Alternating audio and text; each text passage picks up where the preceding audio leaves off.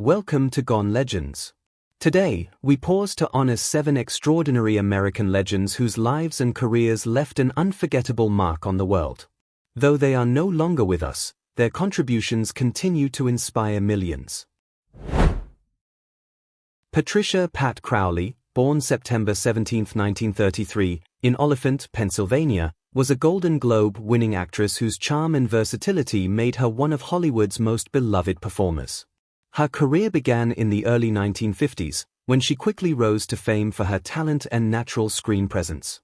In 1953, she won the Golden Globe for New Star of the Year after starring in Forever Female and Money from Home. From there, her journey in film and television spanned more than 6 decades, with over 100 credits to her name. Audiences fondly remember her as Joan Nash in the 1960s sitcom Please Don't Eat the Daisies, where she played an independent journalist balancing career and family, a role that challenged traditional portrayals of women at the time. Beyond sitcoms, she graced nearly every major television series of her era, from The Twilight Zone and Columbo, to Friends, Dynasty, and The Bold and the Beautiful. Whether in comedy, drama, or soap opera, Crowley brought warmth and authenticity to every performance. On September 14, 2024, Pat Crowley passed away peacefully in Los Angeles, just 3 days before her 92nd birthday. Her passing marked the end of an extraordinary career that entertained generations and helped pave the way for future actresses. Pat Crowley will be remembered as a true Hollywood legend, a performer of grace, humor, and timeless talent whose work continues to inspire. She showed audiences that women could be strong, independent, and deeply human on screen, leaving a lasting imprint on American television and film history. Brett James, born in 1967, was a Grammy-winning songwriter who left an unforgettable mark on modern country music. Over the course of his career, he wrote more than 800 songs, many of which became chart-topping hits performed by country superstars. Among his most famous works was Jesus Take the Wheel, recorded by Carrie Underwood, a song that went on to win a Grammy and touch millions of listeners with its heartfelt message. He also penned Kenny Chesney's When the Sun Goes Down and contributed to countless other hits that shaped the sound of 21st-century Nashville. Tragically, on September 11, 2025, Brett James died at the age of 57 in a plane crash near Franklin, North Carolina. He was aboard a Cirrus SR-22T aircraft that went down just hours after departing from Nashville. All 3 people on board were killed instantly. The news sent shockwaves through the songwriting community, where James was not only admired for his immense talent but also for his humility and generosity. Beyond the accolades, which included Grammy Awards, ASCAP honors, and induction into the Nashville Songwriters Hall of Fame in 2020, Brett James was known as a trusted collaborator, a mentor to young writers, and a man who helped shape the emotional soundtrack of countless lives. His songs often carried themes of faith, love, and resilience, resonating with fans worldwide. Though his life was cut short, his legacy is lasting. Brett James' music continues to live on every time his lyrics are sung, his melodies are played, and his words bring comfort or joy to someone in need. Nashville and the wider music world will forever remember him as a giant of songwriting whose voice will never fade. Mark Volman, the co-founder and effervescent voice of the Turtles, passed away on September 5, 2025, at the age of 78. Volman, alongside bandmate Howard Kaylan, created timeless music that captured the spirit of the 1960s, most notably the unforgettable hit Happy Together, a song that remains one of the era's most beloved anthems. With its infectious melody and joyful lyrics, it cemented Volman's place in music history and continues to resonate with fans decades later. Following the success of the Turtles, Volman reinvented himself as part of the dynamic duo Flo and Eddie. With this new project, he toured extensively, collaborating with iconic artists such as Frank Zappa, Bruce Springsteen, and T-Rex. His versatile vocals and playful stage presence allowed him to adapt to different musical landscapes, showcasing both his creativity and his enduring love for performance. Later in life, Volman channeled his energy and knowledge into education, becoming Professor Flo at Belmont University. There, he taught music business courses and mentored countless students, sharing insights from his extraordinary career and inspiring the next generation of musicians. Known for his humor, warmth, and kindness, Volman left an impact not only through his music but also through the personal connections he formed with those around him. Mark Volman's life was a celebration of joy, creativity, and generosity. His songs, his laughter, and his dedication to nurturing talent ensure that his legacy will endure. Though he has passed, the spirit of Mark Volman, the music, the humor, and the inspiration, will remain alive in the hearts of fans and students alike. Rick Davies, the co-founder, pianist, and distinctive voice behind the legendary band Supertramp, passed away on September 6, 2025, at the age of 81. Over his decades-long career, Davies became celebrated for his soulful piano playing, deep, resonant vocals, and remarkable songwriting talent, which helped shape the sound of progressive rock in the 1970s and beyond. Davies co-wrote some of Supertramp's most enduring hits, including Goodbye Stranger and Bloody Well Right, as well as the iconic album Breakfast in America. Released in 1979, the album sold over 18 million copies worldwide and became a defining work of the era, blending clever lyrics, infectious melodies, and the band's signature fusion of rock and pop. His songwriting and musical craftsmanship left an indelible mark on the music industry, influencing countless artists and generations of fans. Throughout Supertramp's evolution, including lineup changes and shifting musical trends, Davies remained a constant anchor for the band. His dedication to performing and connecting with audiences earned him admiration from fans across the globe. Even in his later years, he continued to share his music on stage, demonstrating the same passion and energy that had defined his career. Rick Davies' contributions extended far beyond his recordings. He played a pivotal role in defining a musical era, inspiring fellow musicians, and leaving a legacy of artistry and innovation that continues to resonate. His passing marks the end of a remarkable chapter in rock history, but his music and influence endure, ensuring that the voice and vision of Rick Davies will live on in the hearts of listeners everywhere. Actress Paula Shaw, who passed away on September 10, 2025, at the age of 84, left behind a remarkable legacy in television, film, and theater. Shaw's career spanned more than 5 decades, during which she demonstrated extraordinary versatility and a deep commitment to her craft. She gained early recognition with memorable appearances on classic television shows such as Little House on the Prairie and Three's Company, where her performances showcased her natural charm and comedic timing. Shaw's talent extended into the world of horror, earning her lasting fame as Pamela Voorhees in Freddy vs. Jason, a role that resonated with fans of the genre. She later became a familiar and beloved presence on the Hallmark Channel, appearing in series like Cedar Cove and a variety of heartwarming holiday films that highlighted her ability to connect with audiences of all ages. Off-screen, Paula Shaw was deeply devoted to nurturing the next generation of performers. She spent years teaching and mentoring young actors, sharing her knowledge, encouragement, and passion for the arts.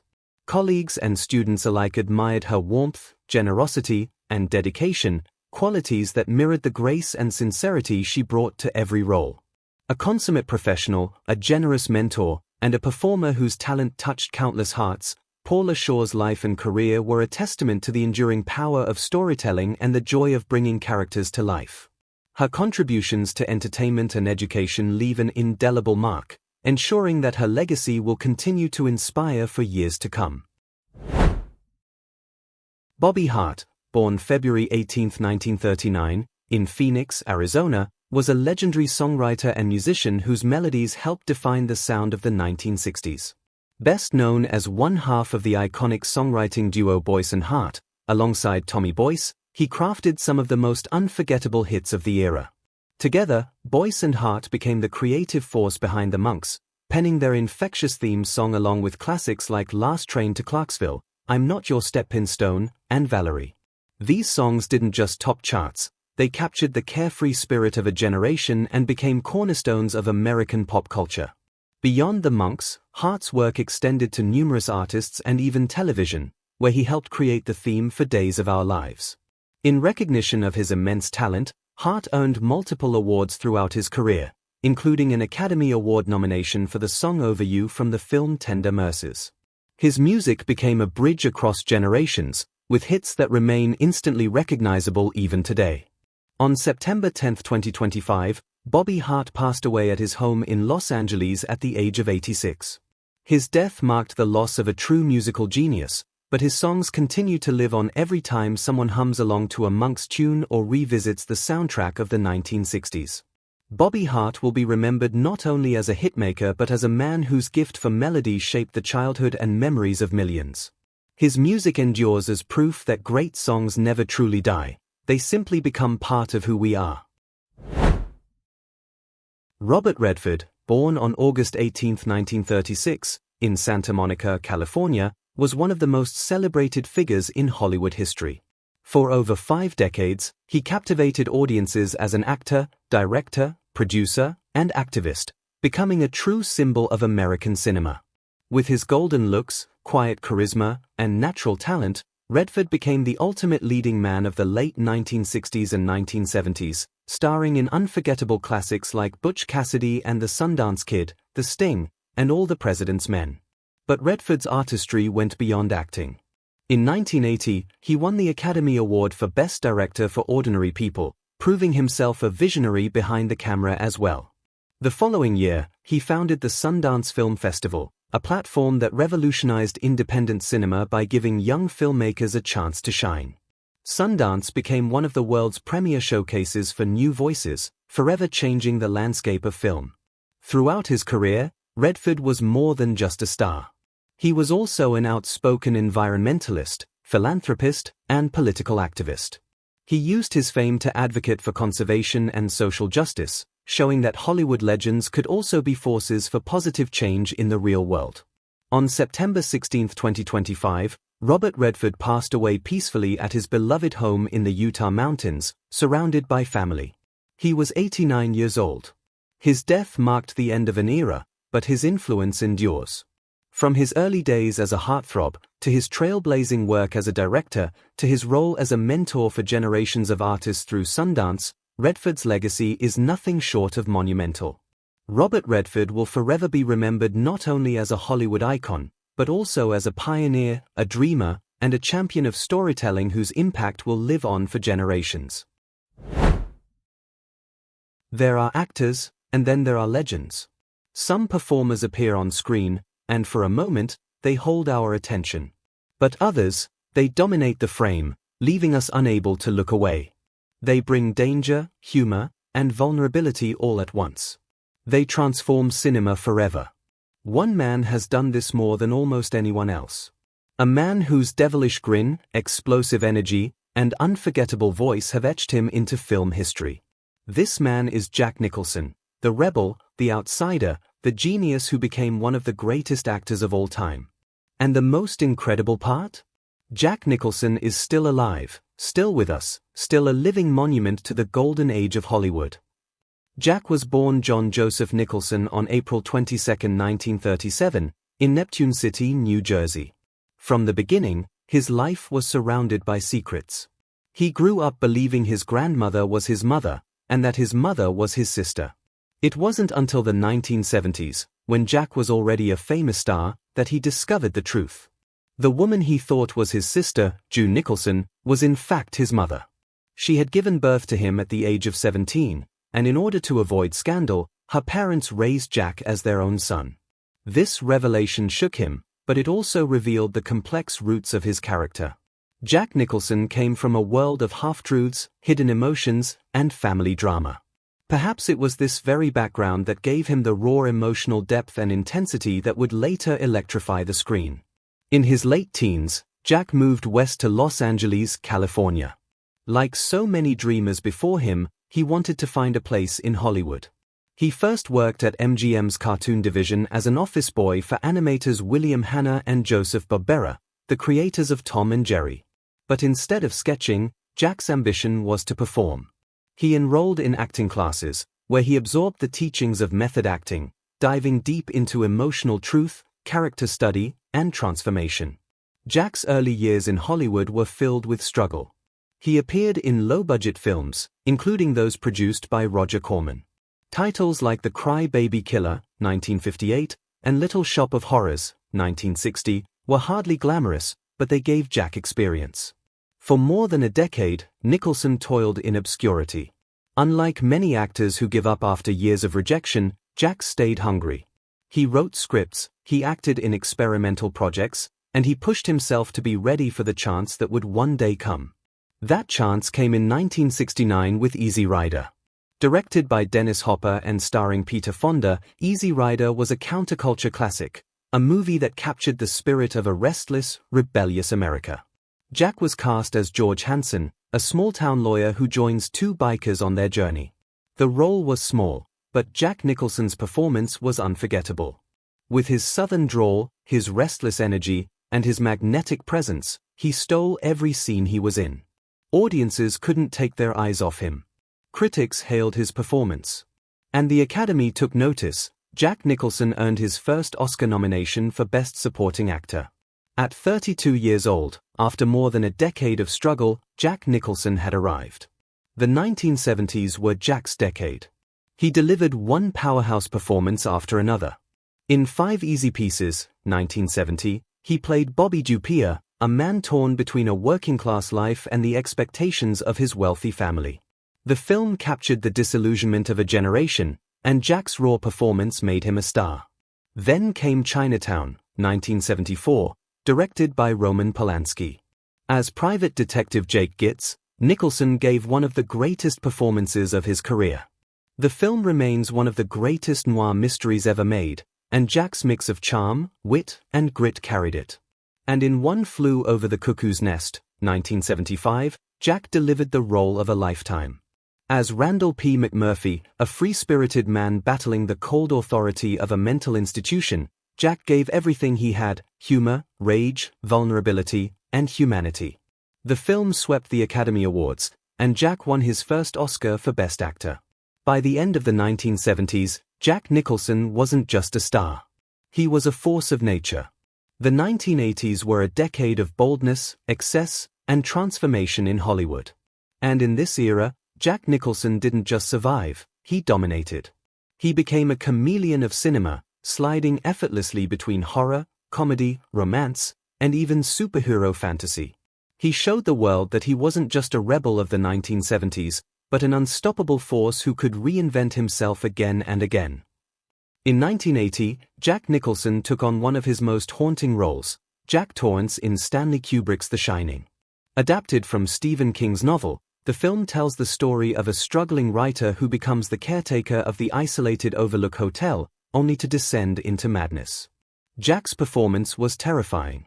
With his wild eyes, manic energy, and menacing grin, he embodied a man consumed by madness. The scene where he bursts through the bathroom door, shouting, "Here's Johnny," became one of the most famous moments in film history. While critics were divided at the time, The Shining grew to become one of the greatest horror films ever made, and Jack Nicholson's performance was its unforgettable heartbeat. Just 3 years later, Nicholson showed the other side of his talent. In terms of endearment, he played Garrett Breedlove, a retired astronaut who becomes romantically involved with Shirley MacLaine's character. Jack's performance was charming, funny, and deeply human. It won him his second Academy Award, this time for Best Supporting Actor. Here was proof that Jack wasn't only a master of menace. He could also make audiences laugh, smile, and feel the warmth of love. By the late 1980s, Jack Nicholson was already considered a living legend. But then came a role that would introduce him to an entirely new generation, the Joker in Tim Burton's Batman. When the film was announced, many wondered if Batman could work on the big screen. Jack Nicholson answered that question with a performance that was larger than life, theatrical, and unforgettable. As the Joker, Jack balanced comedy and horror, making audiences laugh one moment and recoil the next. His maniacal laugh, his painted face, and his flamboyant energy turned the Joker into a pop culture phenomenon. The film was a massive box office success, and Nicholson's performance became the standard for comic book villains. Even decades later, when actors like Heath Ledger and Joaquin Phoenix redefined the Joker in their own ways, Jack's version remained a cornerstone, the performance that proved villains could be just as fascinating as heroes. Jack's versatility in the 1980s was unmatched. He appeared in Reds, 1981, playing playwright Eugene O'Neill. Priz's Honor, 1985, a black comedy about mafia life, where he showed both menace and humor. Broadcast News, 1987, with a memorable cameo that added star power. Each role reinforced one truth: Jack Nicholson could do anything. By the end of the 1980s, Jack Nicholson wasn't just a star, he was Hollywood royalty. He had already won 2 Academy Awards.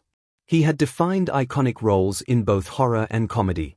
He had created one of the most unforgettable villains in film history.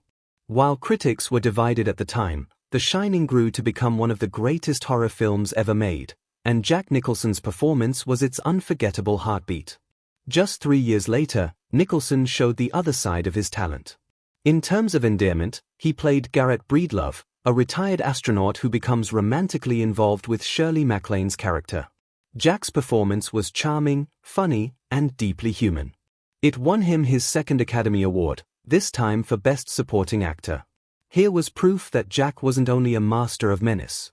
He could also make audiences laugh, smile, and feel the warmth of love.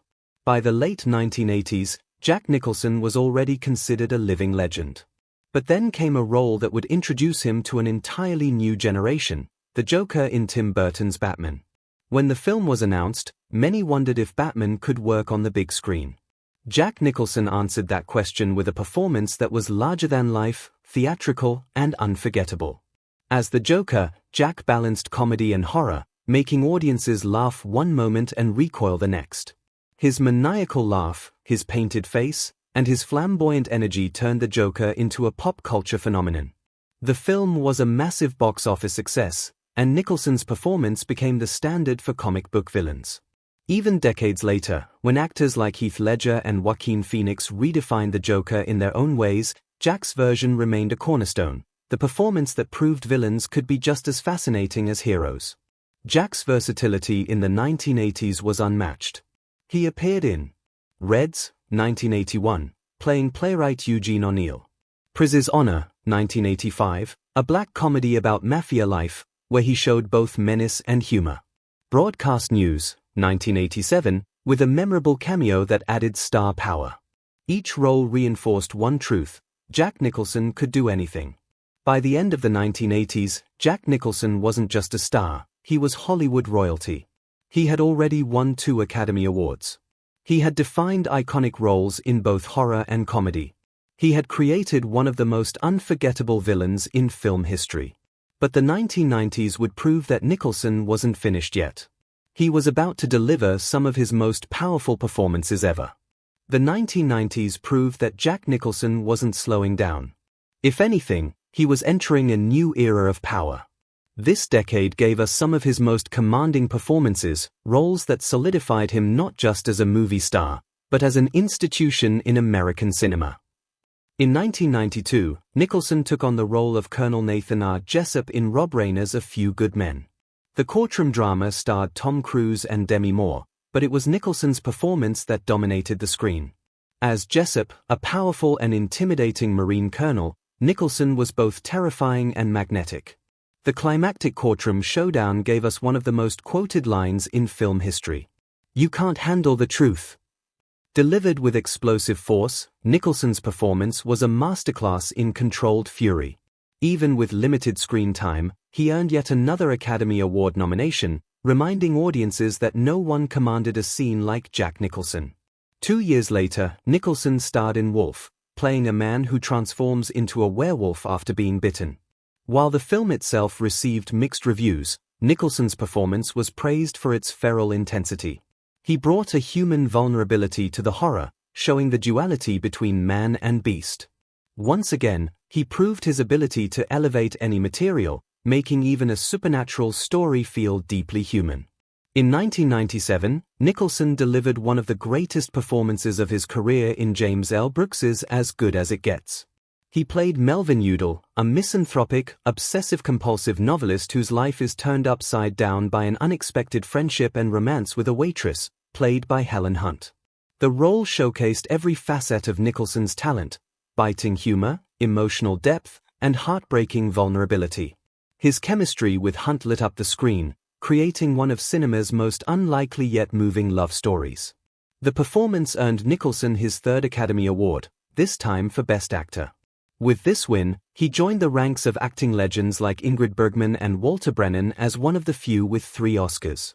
At 60 years old, Jack Nicholson was not just still relevant, he was at the absolute top of his game. Performing arts other roles of the 1990s. Throughout the decade, Nicholson continued to show his versatility. In Hoffa, 1992, he transformed into Union leader Jimmy Hoffa. In Mars Attacks, 1996, he hammed it up in a double role, proving he wasn't afraid of comedy or camp. In The Crossing Guard, 1995, directed by Sean Penn, he gave a haunting performance as a grieving father. Every role showed a different side of Nicholson, a man who refused to be boxed into one category. Trophy the crown jewel of the 1990s. By the end of the decade, Jack Nicholson had cemented himself as Hollywood's elder statesman, still dangerous, still versatile, still capable of surprising audiences. With 3 Oscars, countless nominations, and performances that spanned every genre, he had proven beyond doubt that he was one of the greatest actors in the history of cinema. But even as the 2000s approached, Nicholson wasn't done yet. A new century would bring more unforgettable roles, more acclaim, and the continuation of a career unmatched in Hollywood.